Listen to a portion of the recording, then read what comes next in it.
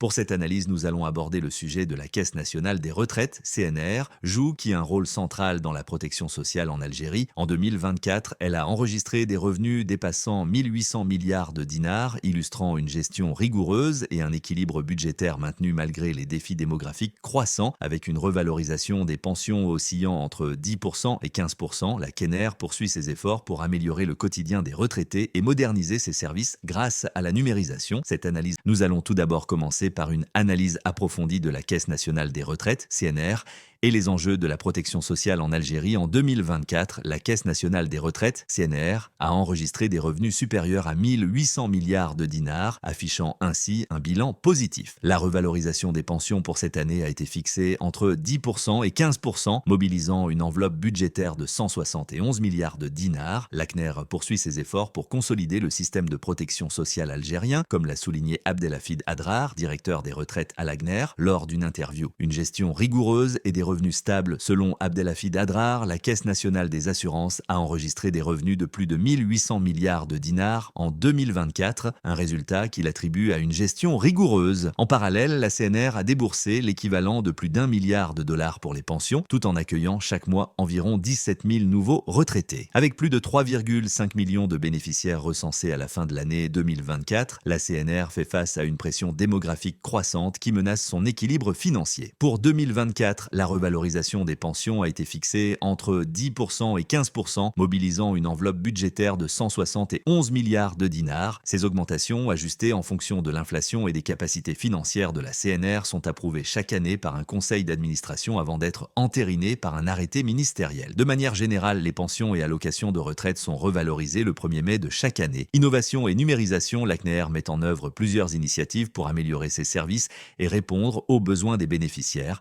Parmi les nouveautés citées par Abdelhafid Adrar, nous allons tout d'abord commencer par une analyse approfondie de la Caisse nationale des retraites, CNR, et les enjeux de la protection sociale en Algérie. En 2024, la Caisse nationale des retraites, CNR, a enregistré des revenus supérieurs à 1800 milliards de dinars, affichant ainsi un bilan positif. La revalorisation des pensions pour cette année a été fixée entre 10% et 15%, mobilisant une enveloppe budgétaire de 171 milliards de dinars. La CNR y poursuit ses efforts pour consolider le système de protection sociale algérien, comme l'a souligné Abdelhafid Adrar, directeur des retraites à la CNR, lors d'une interview. Une gestion rigoureuse et des revenus stables selon Abdelhafid Adrar, la Caisse nationale des assurances a enregistré des revenus de plus de 1800 milliards de dinars en 2024, un résultat qu'il attribue à une gestion rigoureuse. En parallèle, la CNR a déboursé l'équivalent de plus d'1 milliard de dollars pour les pensions, tout en accueillant chaque mois environ 17 000 nouveaux retraités. Avec plus de 3,5 millions de bénéficiaires recensés à la fin de l'année 2024, la CNR fait face à une pression démographique croissante qui menace son équilibre financier. Pour 2024, la revalorisation des pensions a été fixée entre 10% et 15%, mobilisant une enveloppe budgétaire de 171 milliards de dinars. Ces augmentations, ajustées en fonction de l'inflation et des capacités financières de la CNR, sont approuvées chaque année par un conseil d'administration avant d'être entérinées par un arrêté ministériel. De manière générale, les pensions et allocations de retraite sont revalorisées le 1er mai de chaque année. Innovation et numérisation, la CNR met en œuvre plusieurs initiatives pour améliorer ses services et répondre aux besoins des bénéficiaires.